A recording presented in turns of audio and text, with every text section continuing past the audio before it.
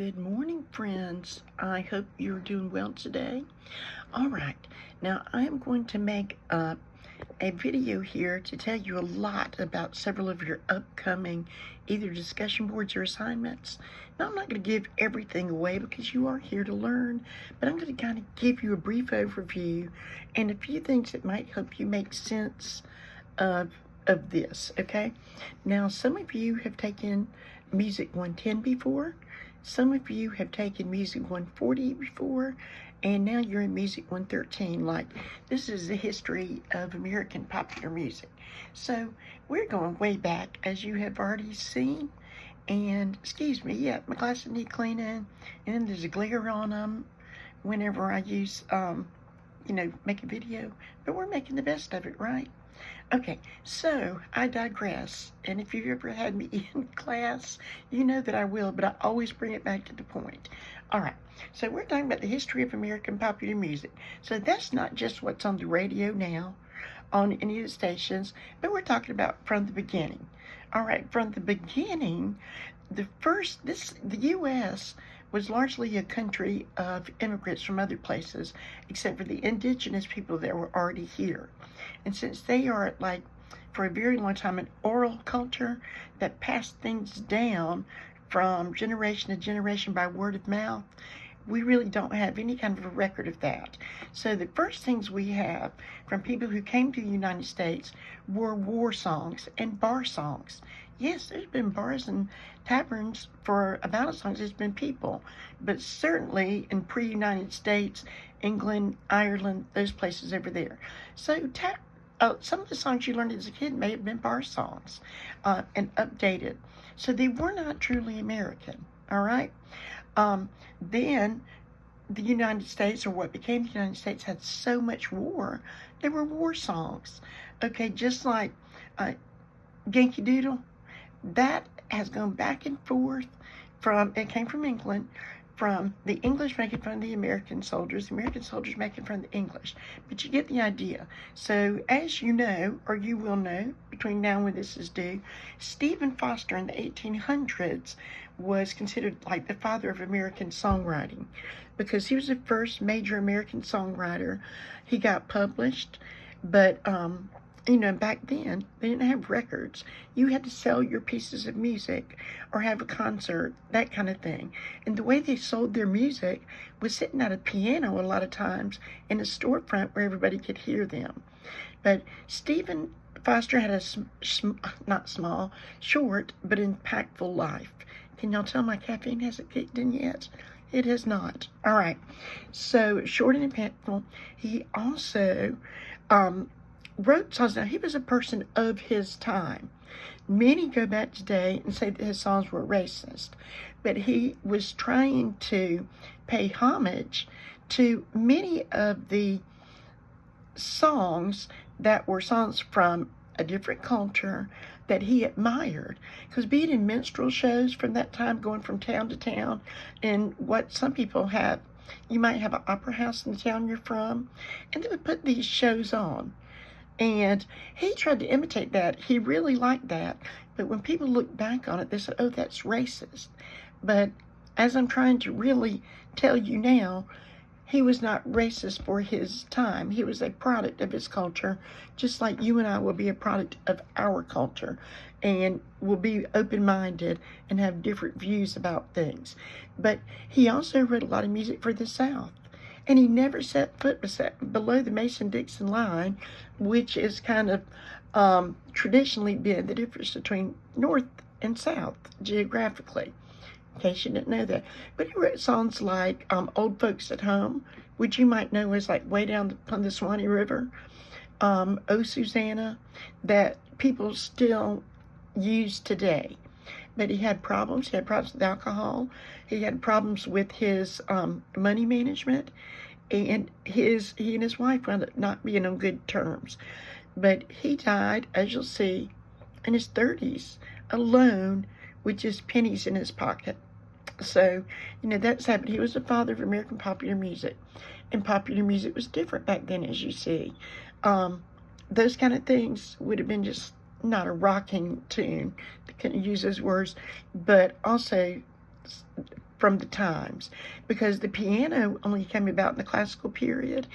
And if you had a piano, especially if you're wealthy enough to bring it over from Europe when you immigrated, maybe, you would know how to play that thing and buy your sheet music, Stephen Foster sheet music, and play and entertain people who came to your house for dinner and things like that. So that's a little, well, way too much about Stephen Foster. Okay, now so you might go back to this video over and over for little things about this course, because it's a short course, and I'm going to try to put in the notes where the part like about Stephen Foster ends and where jazz begins. Say, let me see. So we're putting this down. Okay, jazz begins. All right, jazz is also known as America's classical music a lot of times, because the music in jazz didn't come, it was not imported per se, but it was a mix of music from all the cultures that wound up making our American society. And it is very heavy on African and African American influences. And to that culture we owe a lot, because everything that we know now in some way, shape, or form came out of jazz, except for what we know now is country music. And that came more from Appalachian, British, Irish, Scottish, all those different cultural influences. So jazz, and you probably read this, and as I said in the instructions, we talk about Louis Armstrong in every class, but I try to do it a little bit different, but it does say how impactful he was on jazz. Okay, so we got our influences a lot from the African gatherings in Congo Square in New Orleans, Louisiana. Also from the Storyville section of Louisiana. It came a lot from when people would go to funerals, they would walk on the way there with instruments. They would be mourning that person's life. So slow songs. Now, after the funeral was over, and now this is an oversimplification, I'm trying to be quick, all right? On the way back, they'd play the instruments more snappy, upbeat tunes and celebrate that person's life. So that came out of the Storyville section of New Orleans, Louisiana. And many times after the funeral, that joyful, it gets your blood pumping, they'd take that music right straight into the bars. And so that helped that continue. So jazz, it can be slow, it can be fast, it can be a celebration, it's flexible. But Louis Armstrong and King Joe Oliver helped carry it all over this country because they were good. And especially Louis Armstrong, he lived into the 1970s. So everywhere he went was impacted by him. Like he started in New Orleans and traveled by ship up the Mississippi River. And so he helped lead that to St. Louis, also Chicago, New York City. Then when we had the Great Migration, if you don't know that, look it up in history, where a lot of people from African American cultures, because of the horrible segregation and just the horrible conditions, many people moved up north to get jobs. And then that helped spread jazz. Okay, now jazz, as you'll see, you may not have known, it's not just plain jazz. There is just plain jazz. And I want you to always know, every genre we talk about, it wasn't popular just during one period. It kept going. You can still get a Grammy these days for jazz. But we do want to talk about on, this next assignment or discussion board. I'm not looking at my notes, but it's in week 2, that there was jazz. You have got everything from swing, hard bop, cool jazz, jazz fusion. So even up through today with John Batiste, that we'll talk about at some point, a very big deal and a very popular man today. Just won a Grammy, I think 2 years ago. So I just wanted you to know that jazz has influenced everything we know today, whether you're thinking of it as jazz or not. Gospel also influenced jazz. Gospel roots went way deep through American popular music. But I will tell you that Ragtime from Scott Joplin, that is kind of like an offshoot of jazz, a lively jazz that you could play in the bars and the taverns or have concerts. And of course, the adults and older people, just like when a new form comes up, they were upset about ragtime. Oh, that has a raggedy tempo. It's not smooth. Okay, they were playing march music, like from John Philip Sousa. That was popular music. Opera was popular at the time that jazz and ragtime were coming up. And people were still dancing the waltz. So put yourself there. That music that is simple enough today was very jarring for its time. All right, so like I said, I'm putting a lot in here. You may have to go back to it, and I'm going to try to put you a little key in here. All right, so jazz kind of developed in that swing jazz pre-World War I, and flappers in the 1920s helped make that popular. Jazz in the clubs, etc. So as I say, I'm not giving this away about all the different artists, but I'm kind of guiding you. Then, a little before World War II and a little after, that swing jazz was popular. This is when you could go to a club, and it wasn't just bars, and they weren't pickup joints. You could go, you and your spouse or significant other, to get all dressed up in your furs or finery. The guys would wear their suits. You could dance, you could have your dinner, and you could be entertained. There's not a lot like that anymore. So this is a place where Glenn Miller and Duke Ellington thrived as great entertainers. Cab Calloway, a bunch of them, even some I haven't mentioned. So that was just that swing type jazz. Then we had people who really wanted to make it serious and get back to the roots. And then we had all of these other things come through. And Charlie Bird Parker was another person through here, great jazz saxophonist. So to play jazz, you didn't have to just play the trumpet. You could play the trumpet. You could play piano. You could be a jazz singer. You could be a jazz trombonist. All these different things. A jazz guitarist. So if you're interested, I do always say, this is a 100 level course.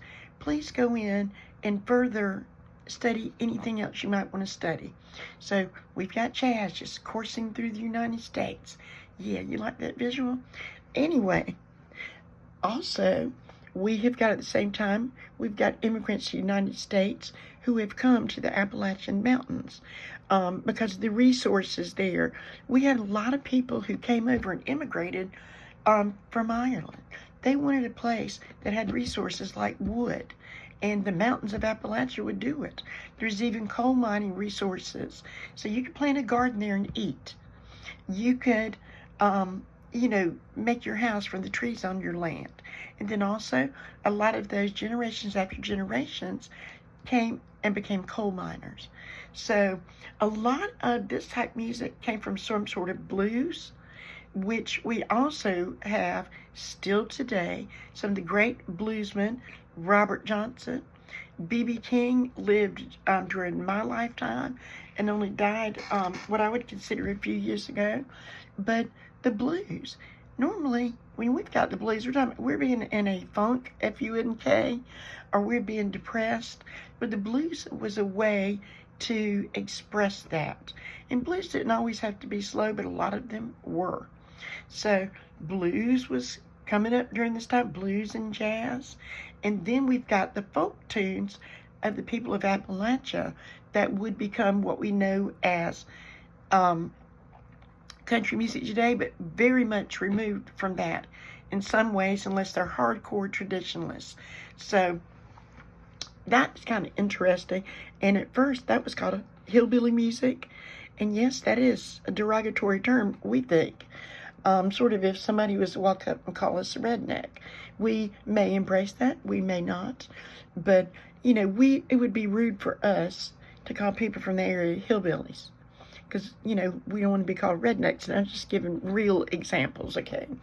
Now, so this hillbilly music, it was so far up in those mountains, people who study these type of things that are called ethnomusicologists, they're musicologists like I am, but they study the music in certain groups. And a lot of times they go up there and they write it down, or they can get people to a recording or facility, and so they can preserve that from that culture. So anyway, we had ethnomusicologists that persuaded people to either come down from the mountains to record their music, and one of it was the Carter family. It was a very large family. You might not know anything about the Carter family, or you may have seen the biography of June Carter, who wound up marrying the great musician Johnny Cash. So she became June Carter Cash, but she was from that large family, the Carter family, that had an influence on early country music. The father, when he passed away, and when the girls got bigger, like Mother Maybelle and the Carter family. Mother Maybelle, was the mother of that group, and she was an instrumentalist. She taught all those girls how to play stuff. So they got real popular, and they started spreading country music wherever they went. Someone named Little Jimmy Rogers. So all of this, I hope, will be helpful to you. I'm making notes here. All right, because that's the first time that I've taught this course in an 8-week format. I've taught it in full semester formats, 3 weeks, 4 weeks, 6 weeks. So I'm trying to make one that's going to help you throughout this term. All right, after World War II, and you'd know this from the other classes too, it became a thing that a lot of women and a lot of teenagers went to work when their dads or older brothers went off to World War II. And when they came back, they kept those jobs. They had disposable income, and they really changed the recording industry. All right, because they had money to go to the record shop to buy records or albums.